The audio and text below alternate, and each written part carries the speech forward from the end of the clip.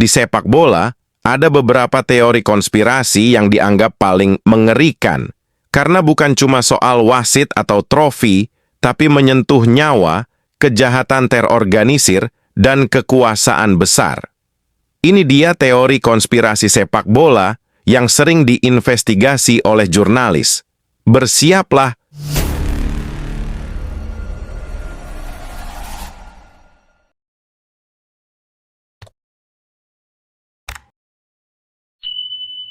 Satu, match fixing atau mafia global yang benar-benar nyata. Ini bukan sekadar teori, sebagian terbukti.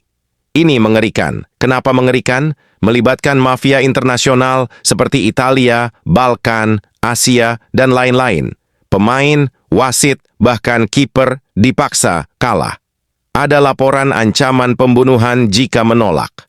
Fakta pendukungnya antara lain, Calciopoli 2006, skandal match fixing Asia dan Eropa Timur, investigasi Europol yang ratusan pertandingannya dicurigai, teori ekstremnya yang terbongkar hanya beberapa saja. 2. Kematian misterius pemain dan pejabat sepak bola, ini yang bikin merinding. Contoh yang sering dikaitkan, Andres Escobar, Kolombia, 1994, ditembak setelah gol bunuh diri di Piala Dunia. Teori konspirasinya adalah bukan sekadar emosi, tapi uang judi narkoba yang hilang jutaan dolar. Wasit dan pemain di liga kecil yang meninggal mendadak. Teorinya dibungkam karena tahu terlalu banyak soal pengaturan skor. Tidak pernah terbukti resmi, tapi polanya bikin ngeri. 3. FIFA lebih kuat dari negara. Teori ini bilang, FIFA punya kekuatan politik dan finansial luar biasa, bisa menekan federasi negara. Negara bisa dihukum tanpa proses hukum nasional. Fakta mendukung. Skandal korupsi FIFA 2015. Penangkapan pejabat FIFA oleh FBI. Teori ekstremnya, Piala Dunia bukan cuma olahraga, tapi alat geopolitik. 4.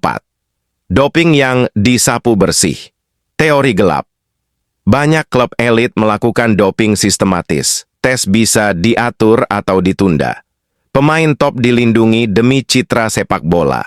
Contoh kontroversial, kasus obat medis yang masih abu-abu. Performa superhuman yang tiba-tiba. Tidak ada bukti besar terbuka, tapi kecurigaan tetap hidup. 5. Kesehatan pemain dikorbankan demi uang. Ini bukan teori sepenuhnya, banyak kasus nyata. Pemain dipaksa main walau cedera. Obat penghilang rasa sakit berlebihan. Cedera otak dan jantung baru disadari bertahun-tahun kemudian. Teori mengerikannya, klub tahu risikonya tapi tetap lanjut demi trofi dan sponsor. Yang paling mengerikan menurut banyak orang, sepak bola terhubung dengan judi ilegal, mafia, dan kekuasaan global, dan kita hanya tahu sebagian kecil. Banyak kasus tidak pernah naik ke publik, uang yang berputar terlalu besar untuk bersih. Tanpa menyamaratakan, tapi berdasarkan kasus resmi. Cina, skandal besar 2009 sampai 2012. Indonesia, Liga dan Usia Muda. Thailand, Vietnam, Malaysia, Korea Selatan, K-League 2011. Filipina. Bukan berarti semua pertandingan kotor, tapi jaringannya nyata. 6. Kasus nyata yang terbukti. Korea Selatan tahun 2011, pemain K-League bunuh diri, puluhan pemain dihukum seumur hidup. Mafia judi terungkap pakai ancaman dan utang.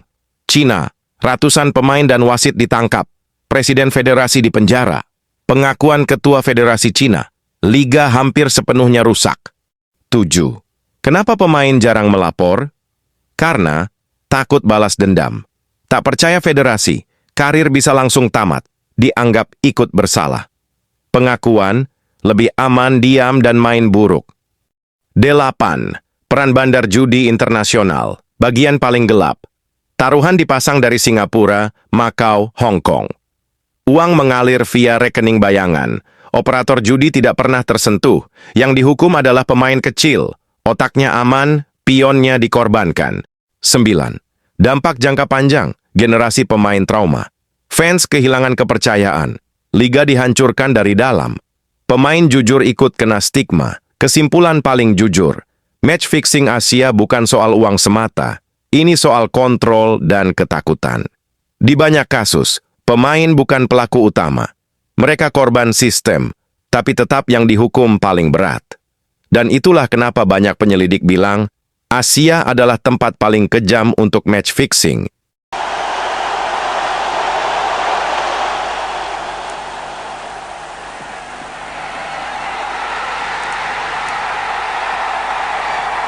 Kovimman hinnan Kolumbian putoamisesta maksoi puolustaja Andres Escobar, joka ottelussa Yhdysvaltoja vastaan teki oman maalin.